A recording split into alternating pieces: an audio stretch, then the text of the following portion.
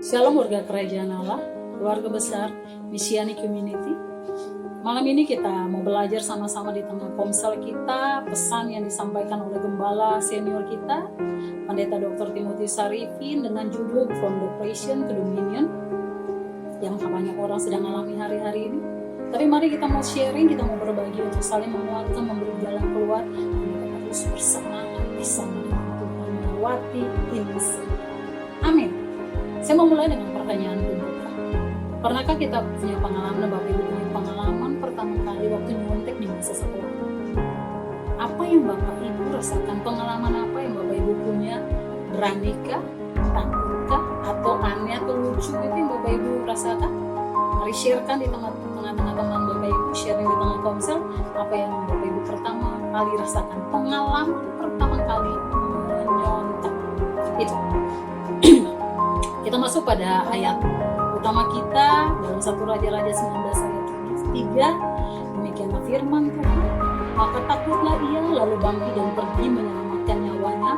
Dan setelah sampai ke Beersheba yang termasuk wilayah Yehuda, ia meninggalkan bujangnya di sana. Siapakah ia? Ia adalah Nabi Elia. Hal yang paling berbahaya dari orang yang mengalami stres adalah dia bisa menjadi depresi. Depresi itu kakaknya stres. Jadi kalau sudah stres berkepanjangan akan depresi, itu makin bahaya Bapak.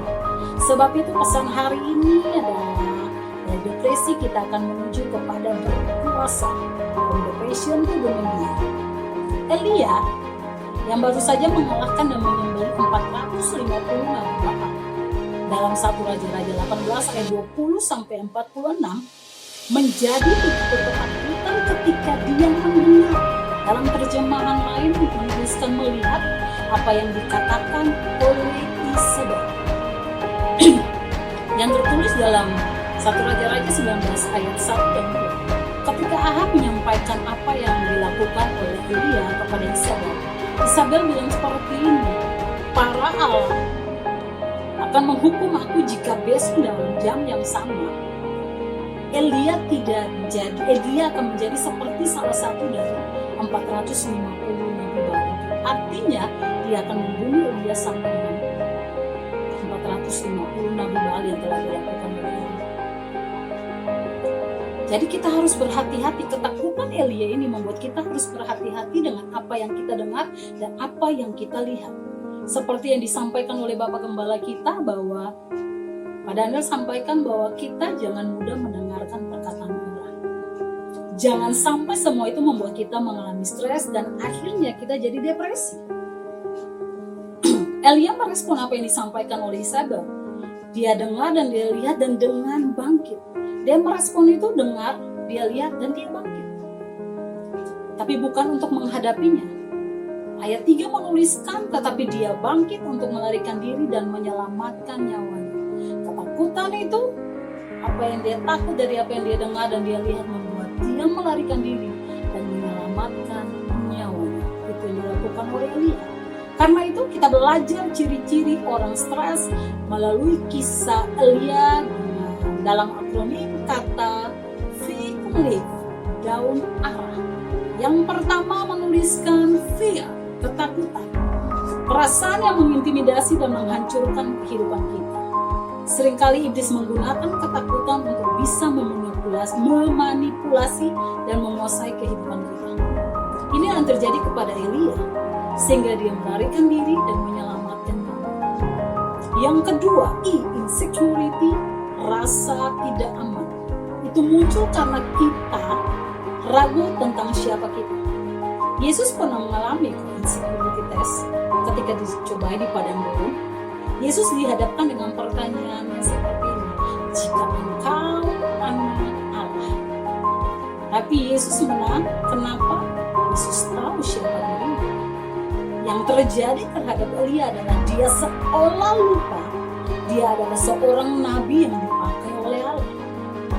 Yang ketiga, guilt, perasaan yang seringkali membuat orang berakhir pada bunuh diri. Ini sangat berbahaya. Ada orang yang pernah membunuh anak dari hubungan gelapnya dan seumur hidup dia dikejar oleh rasa bersalah, merasa tangannya penuh dengan darah dari anak yang dibunuhnya. Ketika kita datang kepada Bapak Gembala, Pak Arifin bertemu dengan Bapak senior. Pak Arifin bilang hanya darah Yesus yang bisa membersihkan rasa bersalah. Agama seringkali hanya membersihkan, tetapi hanya Yesus yang bisa menyelesaikan, membersihkan. Keempat, loneliness, kesepian. Alkitab katakan tidak baik manusia seorang diri saja. Yesus pun tidak pernah sendiri karena Bapa senantiasa menyertai, selalu bersama dengan Bapa. Masalahnya adalah apakah kita selalu percaya akan penyertaan Tuhan atas hidup kita, terus tinggal dalam hadirat Allah, dan Anda tidak akan pernah sendiri menghadapi segala sesuatu. Tinggal dalam hadirat Allah, kita nggak pernah sendiri hadapi segala sesuatu. Kita bersama dengan Bapa. Bapa menyertai kita. Karena itu tetap tinggal dalam hadirat Allah. Berikutnya, escapism, melarikan diri. Elia melarikan diri untuk menyelamatkan nyawanya. Ayat ketiga menuliskan seperti itu. Alkitab berkata orang yang menyelamatkan nyawanya akan kehilangan nyawanya, tetapi orang yang menyerahkan nyawanya akan mendapatkannya. Elia minta mati dalam pelariannya. Seorang nabi minta mati dalam pelariannya. Kita akan kuat ketika kita bersama dengan Allah, tetapi kita menjadi lemah saat kita lari dari hadapan Allah. Kita kuat, kita bersama dengan Allah. Kita lemah ketika kita lari dari hadapan Allah. Tetap bersama Allah. Itu dahsyat. Berikutnya, anxiety, kekhawatiran, merasa ketakutan akan sesuatu yang sebenarnya tidak ada. Kekhawatiran itu Bapak Ibu, merasa ketakutan akan sesuatu yang sebenarnya tidak ada. Rugi khawatir tidak ada tapi sudah khawatir. Kekhawatiran itu memikirkan sesuatu yang mudah.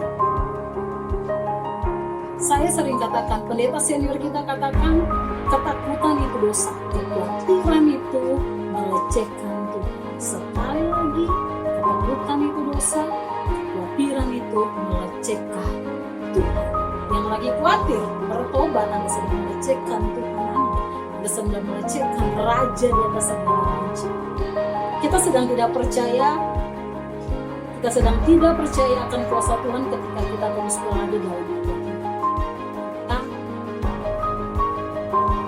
Sedang percaya ketika kita dalam kepercayaan. Artinya, kekhawatiran itu Anda tidak percaya sama sekali dengan Tuhan. Anda tidak percaya sama sekali dengan Raja di atas segala raja. Karena itu, jangan pernah khawatir. Yang terakhir adalah failure, kegagalan, yaitu membesar-besarkan masalah sehingga merasa tidak mampu menghadapi dan menyelesaikannya. Jangan suka membesar-besarkan masalah. Masalah itu diselesaikan bukan besar-besarkan. Kondisi pandemi ini pun sering membuat orang merasa kekalahan dan kegagalan.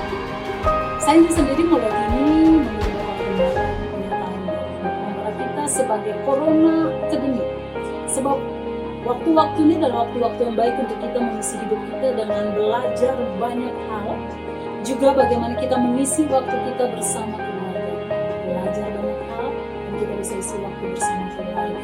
Berhenti mengasihani diri, benar sekali berhenti. Sebab orang yang mengasihani diri, dia sedang berada di titik terendah dalam hidupnya. Jangan pernah mengasihani diri, Bapak Ibu sedang berada dalam titik terendah dalam kehidupan Bapak Ibu. Selanjutnya kita belajar ketika 2 kali malaikat membangunkan Elia untuk makan dan minum. Makan roti dan minum air adalah gambaran, makan firman Tuhan dan minum air itu gambaran Roh Kudus, sehingga dia mampu berjalan sampai ke gunung Allah, Gunung Horeb. Untuk berjalan kepada tujuan Allah atas kehidupan kita, kita tidak bisa lepas dari firman Tuhan dan Roh Kudus. Saya ajak kita terus bergaul dengan Tuhan, juga bersama-sama dengan orang kudus dalam komsel. Mari tetap ada dalam komunitas, itu penting. Sebab ketika kita melihat sekeliling dan melihat diri kita sendiri, kita akan stres. Tetapi ketika kita melihat Tuhan, kita akan at rest, yaitu tinggal tenang dan menang bersama. Jangan berdiri, lihat Tuhan, kita pasti menang. Amin. Karena itu kita masuk dalam diskusi komsel.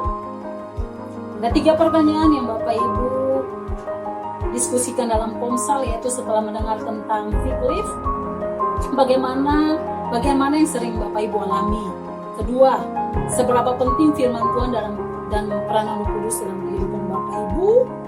Ketiga, komitmen apa yang kita bangun bersama.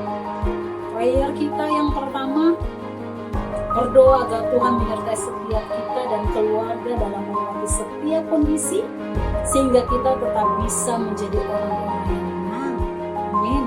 Berdoa supaya Tuhan tambahkan rasa haus dan lapar akan firman Tuhan dan keterlibatan Roh Kudus dalam setiap aspek kehidupan kita. Ketiga, berdoa untuk setiap komitmen yang kita bangun, kiranya Tuhan memberi kekuatan, memampukan kita untuk kita melakukan komitmen itu dalam kehidupan kita.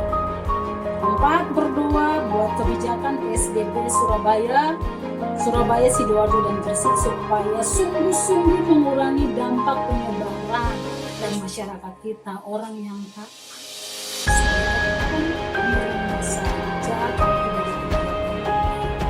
demikianlah kebenaran untuk Komsel kita malam ini. Terus kuat bersama dengan Tuhan. Kita adalah orang-orang yang ditentukan berkuasa. Kita adalah orang-orang yang menang. Percaya bahwa bersama Tuhan segala sesuatu kita dapat menyelesaikan. Mari kita berdoa sama-sama menuntut kebenaran ini. Bapa di surga, terima kasih. Kami percaya bahwa Tuhan menyertai setiap kami untuk melewati hari-hari.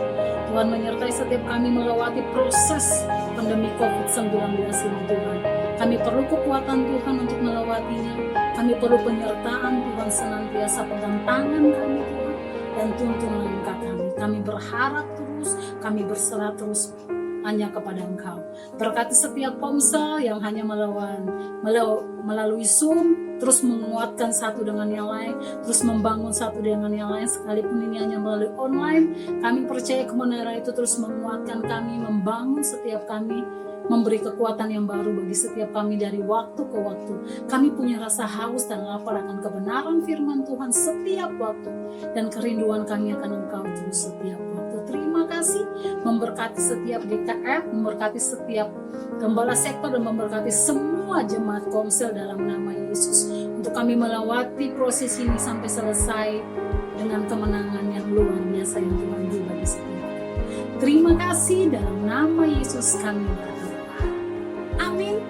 Ingat, kita adalah orang-orang yang berkuasa. Amin. Tuhan Yesus memberkati.